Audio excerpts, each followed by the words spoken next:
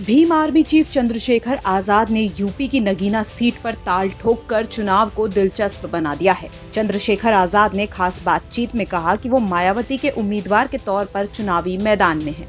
उन्होंने कहा कि आप देखिए कि कैसे बहन जी ने बाहर के उम्मीदवार सुरेंद्र मेनवाल को यहाँ उतारा है। ये काम उन्होंने मेरे लिए ही किया है और ये परिवार का कोई सदस्य ही समझ सकता है कि वह कैसे मेरी मदद कर रही हैं। वे भी यही चाहती हैं कि मेरे समाज का नेता मेरे बाद निकलना चाहिए, इसलिए उन्होंने मेरी मदद का ये तरीका चुना है। ये इशारा कोई परिवार का सदस्य ही समझ सकता है।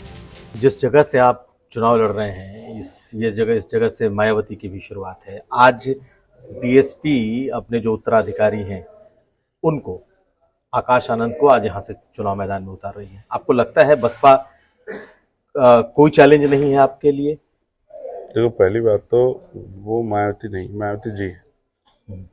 वो हमारी सर्वमान्य नेता है, बड़ी नेता है, और उनका सम्मान करना मेरा आपका, उम्र में भी बड़ी है, बहुत जिम्मेदारी बनती है। नहीं, ठीक है, मायावती जी ही बोलता हूँ। हाँ, नहीं, आपने मायावती बोला इसलिए मुझे बुरा लगा। मैं आपसे बहुत जिम्मेदारी से कह रहा हूँ, उन्होंने मुझे आशीर्वाद दिया है, तो ये प्रत्यक्ष अप्रत्यक्ष है, आप इसको नहीं समझ पाओगे। उन्होंने प्रत्याशी कहाँ से बुला के भेजा? उन्होंने यहाँ का प्रत्याशी भी लड़ा है कि जिससे कुछ वोटों का नुकसान चंद्रशेखर को ना हो। उन्होंने बाहर का प्रत्याशी लड़ा, वो इतना बेचारा फील्ड में जाएगा, इतना तो चुनाव ही खत्म हो जाएगा। चंद्रशेखर आजाद ने कहा कि आकाश आनंद यहाँ आ रहे हैं, अपने उम्मीदवार के लिए वो रैली करेंगे, लेकिन वो मेरे छोटे भाई हैं। उन्हें भी मालूम है कि उनका उम्मीदवार मैं ही हूँ। पार्टी के लिए उन्हें रैली करना है, इसलिए औपचारिकता में कुछ बोलना भी होगा, लेकिन मेरी जनता को मालूम है कि वो रैली में कुछ भी बोलें, पर सभी चाहते हैं कि मैं ही यहाँ से जीत का परचम फहराऊं। आकाश मेरे छोटे भाई आज आ भी रहे हैं, तो आप देखना, वो इसलिए आ रहे हैं कि जब वो चुनाव लड़ा रहे हैं तो उनको आना है, तो लोग ये ना सोचे कि भाई चंद्रशेखर की सीधी मदद कर रहे हैं। तो वो आएंगे और बात करके चले जाएंगे। और मैं आपको कह रहा हूँ, पूरा संगठन हमें चुनाव लड़ा रहा है, और वो भी जानते हैं कि भाई समाज भी देख रहा है कि पहले हमने एक नेता बना दिया, एक नेता तैयार है, दूसरे को बना दो। ये भी अपने पैरों पर खड़ा हुआ तो हमारी बात और मजबूत हो जाएगी। एक से भले 2 होते हैं और एक और 11 होते हैं। अभी बहन जी है और दूसरा चंद्रशेखर भी खड़ा होगा भतीजे के रूप में, तो 2 हो जाएंगे। तो ये हमारी सारी लड़ाई को आसान कर देंगे।